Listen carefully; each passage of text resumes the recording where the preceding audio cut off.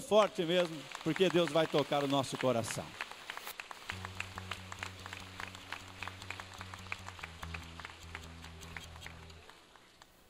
Boa noite, paz seja convosco. Escute, o Senhor é Altíssimo, é aquele que provê todas as coisas, e é poderoso e está nesse lugar. Ele é a nossa bandeira, Ele é o Senhor dos exércitos, e hoje a nossa justiça. Recebe isso em nome de Jesus. Antes de nós louvarmos ao Senhor, abra já a sua Bíblia, por favor.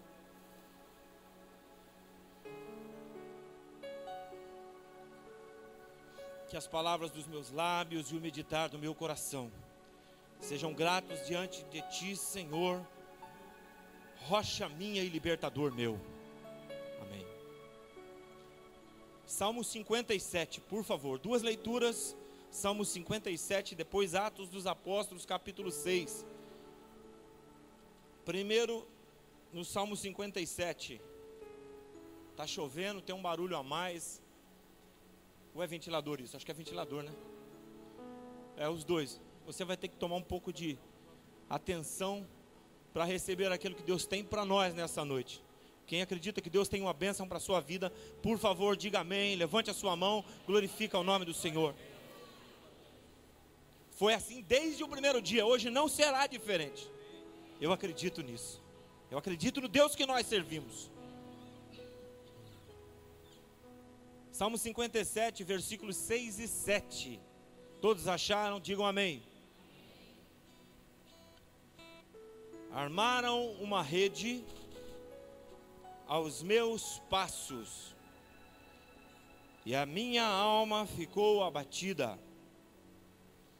Cavaram uma cova diante de mim, mas foram eles quem caíram nela.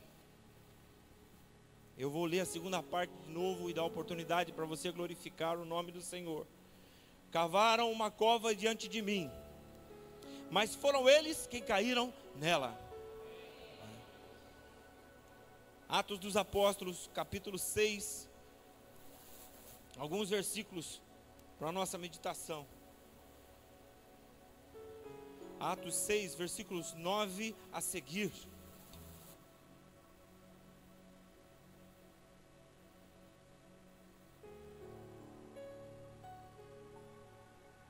Posso ler, amém? E levantaram-se alguns dos que eram da sinagoga chamada dos libertos, e dos sirineus, e dos alexandrinos, e dos que eram da Cilícia e da Ásia, e disputavam com Estevão.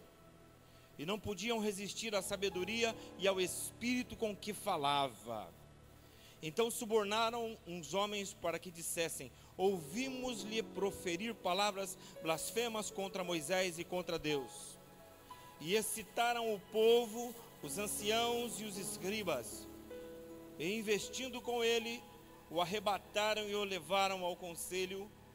Verso 13: apresentaram falsas testemunhas que diziam: este homem não cessa de proferir palavras blasfemas contra este santo lugar e a lei.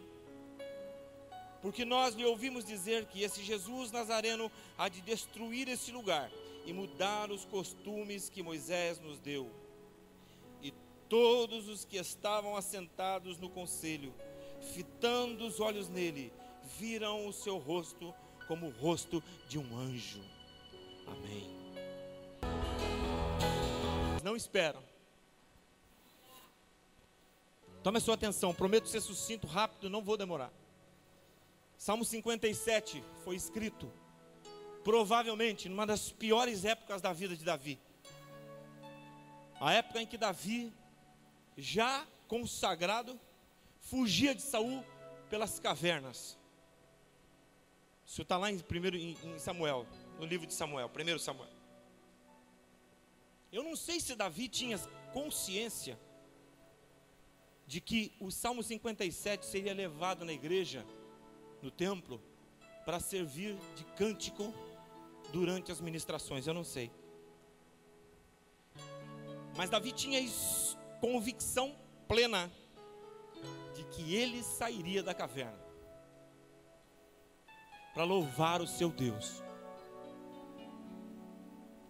A Escritura nos diz, em toda a história de Davi, que ele tinha convicção plena de que ele tomaria posse do reino que era dele por direito, uma vez ungido na casa de seu pai. Como é que está a sua vida hoje? Está na caverna, né? Está fugindo do inimigo? Eu ouvi essa palavra muitos anos atrás, um momento de dificuldade na minha vida. Eu quero repetir para você, que ela falou comigo, mudou a minha história um dia. Deus trouxe um homem do Recife para perguntar para mim se eu estava, para dizer para mim do púlpito lá para trás que eu estava na caverna. E eu estava realmente numa caverna terrível naquele dia, naquela noite. Mas naquela noite, profeticamente foi dito para mim que em pouco tempo o Senhor me chamaria para fora daquela caverna. E eu preciso partilhar isso com você, para dizer que o Senhor está te tirando da caverna também. Não sei qual é a caverna que você está, mas Deus está nessa noite tirando você da caverna que você passou e te colocando no lugar de honra, em nome de Jesus. Escute, agora você tem que transformar o seu imprecatório, esse murmúrio e essa lamentação em louvor a Deus. Dá para fazer isso ou não? Então glorifica o nome do Senhor. Amém. Que o Senhor recebeu. Transforme as suas lamúrias em letras de cântico. Quando você estiver na dificuldade, quando a gente está na dificuldade, a gente tende a cantar assim. Só um minuto, Leonardo. A gente tende a cantar, nem tenta acompanhar, senão eu vou judiar de você. A gente canta assim: livra-me, ó Deus, dos meus inimigos, tem compaixão de mim. Eles abriram covas à beira do meu caminho. A gente canta morrendo assim. Mas o Senhor convida a dizer para você o seguinte: pega essa palavra de lamúria e transforma ela num cântico assim: lá dos altos céus, abre-me uma janela. Eles abriram covas para mim, mas eles mesmos hão de cair nelas. É completamente diferente, gente. Ao invés de ficar murmurando e dizer, não, eu sei que eles abriram covas para mim, mas eles vão cair nela, e eu vou passar por cima deles até se for possível, e se for necessário, em nome de Jesus. Então transforme nessa noite a sua lamúria em louvor ao teu Deus. Você vai ver a diferença que acontece, a diferença que dá na sua vida depois disso. Você vai sair da caverna. Se o diabo levantou alguém para dizer, esses dias eu escutei isso, e eu fiquei horrorizado, mas é verdade, às vezes o diabo levanta alguém para dizer para nós assim, olha, escuta o que eu ouvi esses dias. Ah, mas não há bem que nunca acabe. Então Deus vai levantar gente aqui hoje, pastores, homens de Deus, irmãos, para dizer para você, mas não há mal que dure para sempre. Aleluia, diz que é um ditado antigo isso do mundo, né?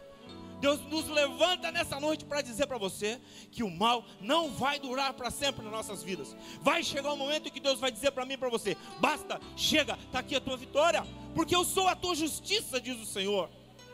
Aleluia. Amanhã será um novo dia. Recebe em nome de Jesus. A história da unção de Davi, muito rapidamente, eu quero passar esse contexto. Você já ouviu a história, não vou ficar aqui contando de novo a história bíblica para você, mas eu quero relembrar alguns pontos da história. Diz que ele chega na casa de Jessé, ele olha os filhos, e o primeiro filho que se apresenta, chega um homem zarrão. Quantos metros você tem, David? 1,90? 1,90, talvez a altura do David. Fica em pé um pouquinho aí, David. 1,90, tem alguém com mais de 1,90 aqui? Então você está na vanguarda, isso. 1,90, provavelmente Eliabe, o primeiro filho, 1,90 m, 1,90 m e pouco. Diz a história que quando Samuel deu de cara com aquele homem zarrão, com aquele nome de 1,90 m, chamado Eliabe, que significava Deus é Pai, Samuel não teve dúvida, falou, esse é o homem. E a palavra diz que ele olha então para ele, já passa a mão no vaso de azeite e diz, eu vou jogar sobre ele. Com um nome desses, alto, de boa aparência, grande estatura, é o cara, é o homem. Aí Deus chega no ouvidinho dele e diz, E eu não vejo como vê o homem. O homem vê o externo, o estereótipo, eu vejo o que está dentro. Não é Eliabe. Não foi a altura, não foi a sua estatura, não foi a sua boa aparência, não foi o seu nome que o tornou ungido rei de Israel. Aí a história diz que chega o segundo chama Abinadab, e com o nome de Abinadab significa pai da liberalidade. Alguém que é liberal é alguém segundo o coração de Deus. Não era esse o propósito da unção? Ungir alguém que era segundo o coração de Deus? Então, ungir Abinadab, um homem que significava liberal, bondoso, com um nome desses. Mas Samuel ficou mais esperto. Ele não passou a mão então na botija. Ele esperou Deus ouvir, Deus falar no seu ouvido. Até eu esperaria o manifestar do Espírito de Deus antes.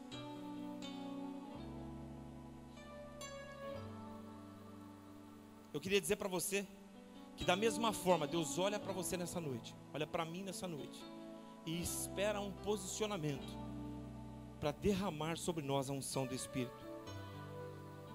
O terceiro filho entra e se chama Samá, desolação. Bom, se aquele que era pai da liberalidade e Deus é pai não foi chamado, desolação muito menos. Então Samá também não foi ungido. Passa o quarto filho chamado Natanael, Deus tem dado, ele também não foi ungido. Passa o quinto chamado Radaí, aquele que subjuga, nome de rei, ele também não foi ungido, Deus não se manifesta. Passa o sexto filho chamado Ozem, que significava forte, e Deus também não chama o seu nome para unção. Aí Deus fica esperando, Samuel fica esperando. Cadê o Norton? Cadê o Norton? Foi embora? Vem cá. Até chegar um garoto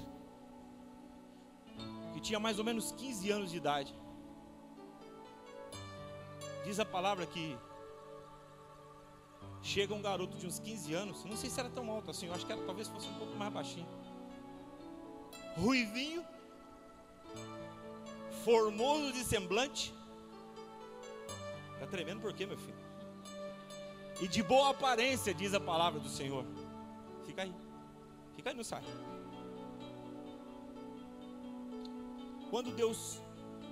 Quando Samuel olha para aquele garoto chegando, diz que Deus vai lá no ouvido do profeta. Posso? Dá licença. E diz para o profeta: é esse mesmo. E o profeta sai com a botija de azeite. O profeta chega lá no garoto de 15 anos e derrama, põe sua mão sobre a cabeça dele. Ora por ele, irmão Gilberto. Pode orar mesmo, em nome de Jesus. Quero convidar você a ficar de pé também, em nome do Senhor. Olha para o irmão que está do lado, coloca a mão, pede licença para ele, coloca a mão no ombro dele. Começa a profetizar sobre a vida dele, começa a dizer: você é ungido do Senhor. Começa a dizer para ele palavras de bênção, profetiza alegria, profetiza graça sobre a vida dele. O que você quer receber no ano de 2012, profetiza sobre a vida do teu irmão do lado agora. Profetiza unção, prosperidade, presença de Deus, graça sobre a vida dele. Enquanto você ora, o Espírito de Deus vai movendo as águas nesse lugar, vai transformando aquilo que precisa ser mudado no nosso meio nessa noite. Agora olhe, escute, enquanto você ora, vai escutando. Davi significava amado, aleluia. Vira para o irmão do lado e diz: você é amado do Senhor. Diga: Deus te ama com amor sobrenatural, a ponto de enviar seu Filho unigênito para salvar você. Diga para ele, valoriza o amor de Deus na sua vida. Recebe, diz para o irmão agora, diga assim: olha, recebe a unção, seja ungido, pois é você mesmo. Aleluia, aplauda o nome do Senhor. Obrigado.